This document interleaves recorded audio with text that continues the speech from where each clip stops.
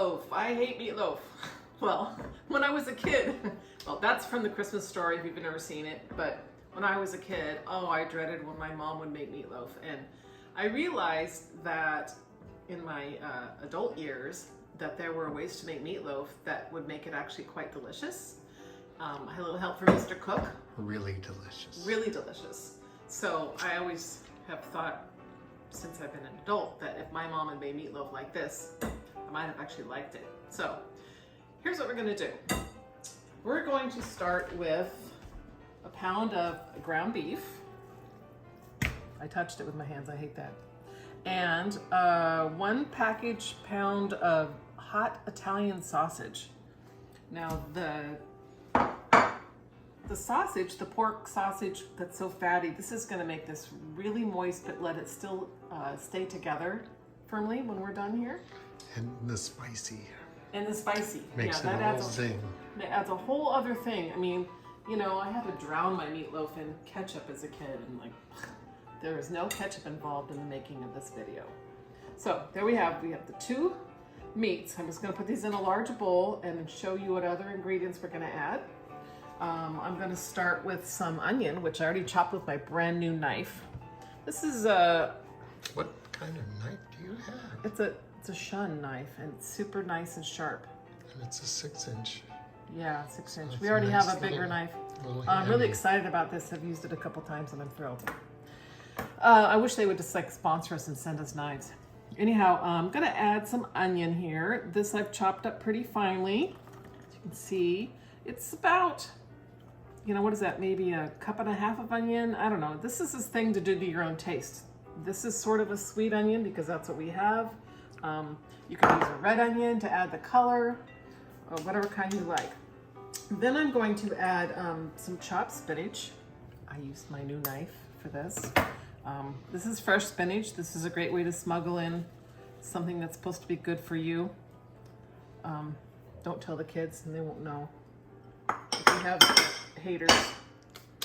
Then I have about 1/3 cup of breadcrumbs. You can just buy this at the store already made, or make your own if you want. Is that panko or is it other No, that's breadcrumbs? just regular Oh, okay. breadcrumbs. You can buy breadcrumbs. You can also buy Italian breadcrumbs at the store. I've seen that in the little container. Those will work too, whatever you want. For garlic, I'm going to use garlic granules. I buy them in bulk. You could chop up garlic, mince garlic, whatever you want. I like to do things the easy way. So I'm just going to use my little hand measure thing and put a bunch of that in there. I guess, you know what? I'm going to put more. I like garlic. Then we're going to put some parsley. Our cool little things. I'm going to put, you know, a little palmful of parsley. I've actually dehydrated this ourselves from what we've grown in the garden. So that's why it's all weird and different shapes. Some of that, I don't know what flavor it adds, but it definitely, you know, adds some color. We're gonna put some pepper in there. You know, like a teaspoon. I like it to have some seasoning. Some, this is some Maldon salt. It's just prettier to do it this way. I'm gonna add like a teaspoon of that in there too. Then a couple shakes of some, what's this here sauce? This adds a little something to your meat. And finally, an egg. These kind of help bind the whole thing together so that you can, you know, shape it the way you want. So, what? Now the fun part. Now the fun part. So some people like to just dig their hands in there. I can't, I don't like that. I don't like that cold meat getting under my fingernails. So I am going to put on some gloves just to, I know I hate to use these and throw them in the trash after, but it's just so much better and a better way to mix this. Mixing with a spoon might even break your spoon, so here we go. Now we're gonna just mix this stuff all up. Gotta blend those meats together. So I looked up why, like, what's the deal with meatloaf? You know, what's the history? I didn't get a ton of history, but this was came about either the 1870s or 1890s, depending on what your source is on the internet. The 1890s said at the same time as meat grinders. Some German dude invented a meat grinder. Also became a very popular dish in the United States during the Great Depression. I get it. I was raised in the 60s, so my parents didn't have a lot of money, and I'm sure that's why we ate a lot of meatloaf, because ground beef used to be like one of the cheapest things you could buy. And meatloaf is often lots of filler. Yeah, you can add a ton of things like I did. I mean, you could add even more stuff to this. This is actually like the size of 2 meatloafs for us especially. So what I've often done is buy the ground beef and buy the sausage, come home, mix this all up, and then divide it in 2, and then freeze one hunk of it so I can just pull it out of the oven to make it when I don't feel like going to a lot of work. So that looks pretty good, I think. Yeah, this is really huge. I think I'm gonna only put half of this in our thing and freeze the other half of it. So here we go. Here we have this. Oops, doesn't look like I got that massaged in well enough. Oh, so I was also thinking about how you could just make meatballs out of this if you wanted to, which maybe I'll do that with the other half. Cook it up like meatballs and freeze them. I didn't want to do that. Okay, so. Hamburger patties. Yeah, hamburger patties. I mean, your options are out there. So I have a oven's at 350. It's hot. I have this foil-lined pan. Easy for me to say. You can do this either as a round little hunk like this if you want. I prefer to do it a little more like a loaf. And you know, some people do these in a loaf pan.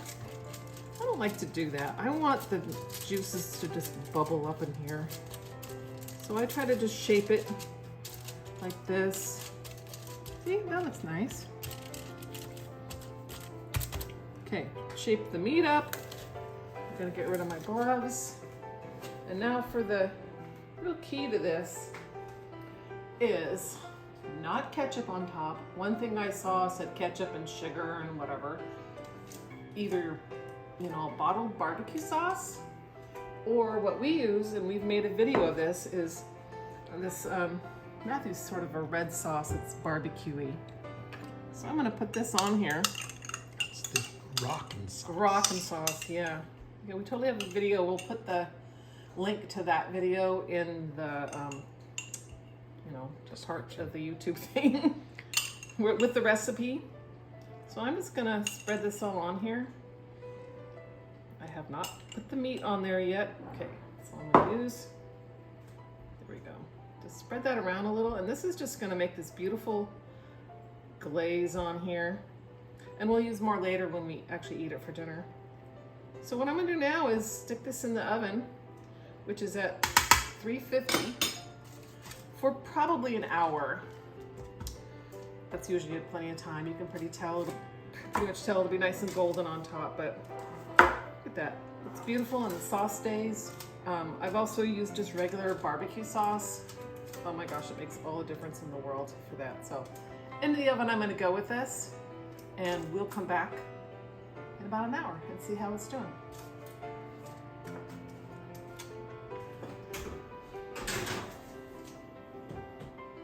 Okay, so I'm making a little bit of mashed potatoes for our side, for our meatloaf.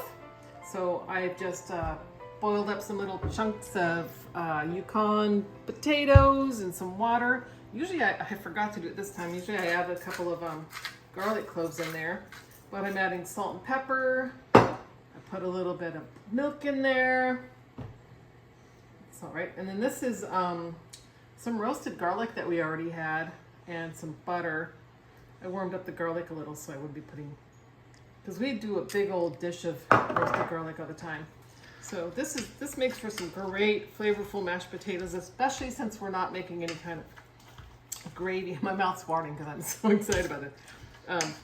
We're not making kind of gravy for this, so we're gonna just put all our flavor right into this. So the flavor could be whatever you want. Yeah, totally. But the roasted garlic. Roasted garlic is what we have. Yeah, that's what I mean. But the butter is essential for the cup. Yeah, and you know, like I said, often when I boil potatoes for mashers, I throw like several cloves of garlic in there. I leave the skin on my potatoes. We're okay with it. These are coming out perfect. Look at that. Beautiful golden. Wait, do it again too. Okay.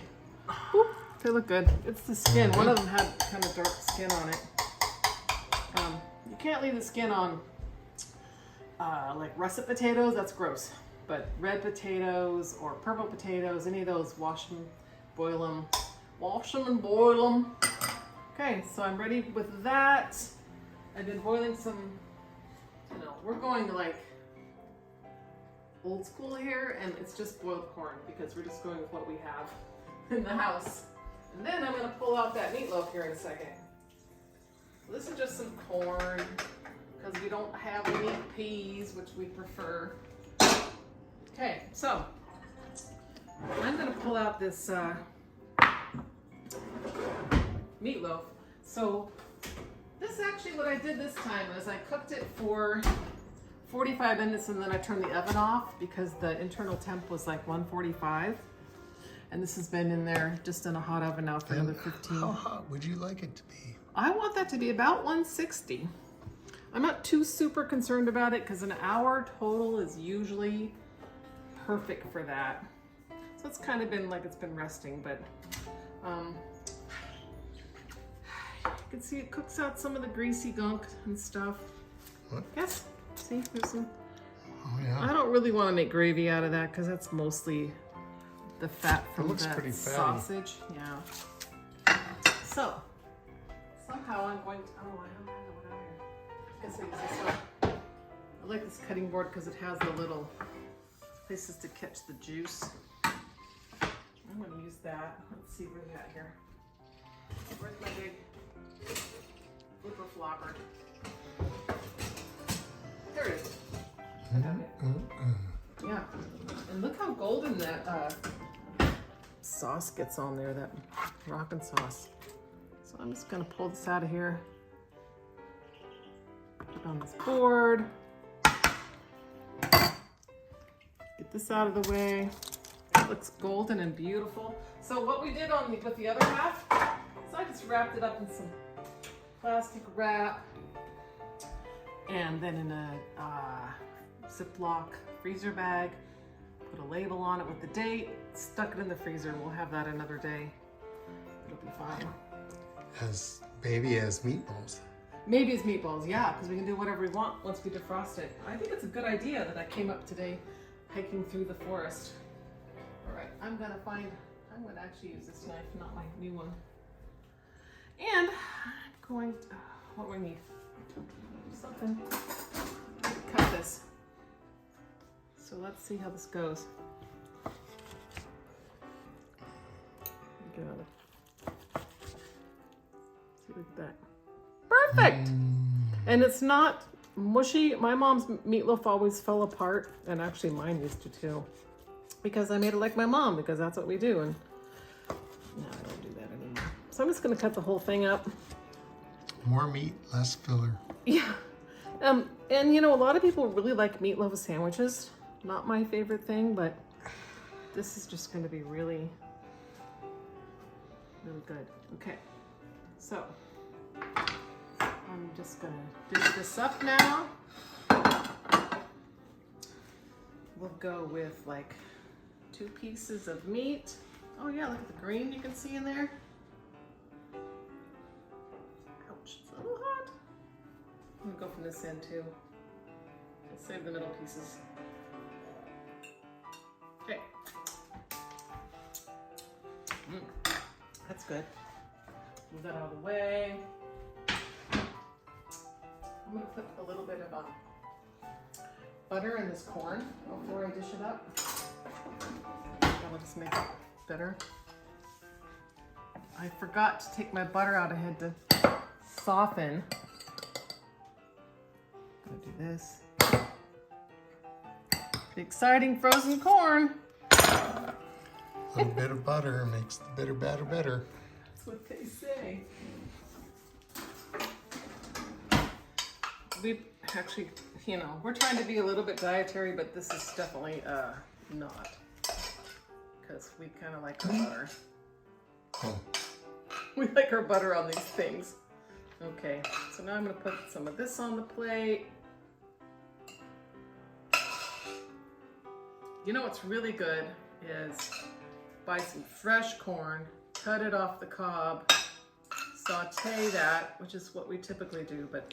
Like in ghee or oh yeah, with some flavor. Which I gotta put ghee in here too. But we're just back off a trip and we don't really have all the ingredients, fresh ingredients we need. We need to do another grocery shop soon. Some potatoes. Put a scump of that on there.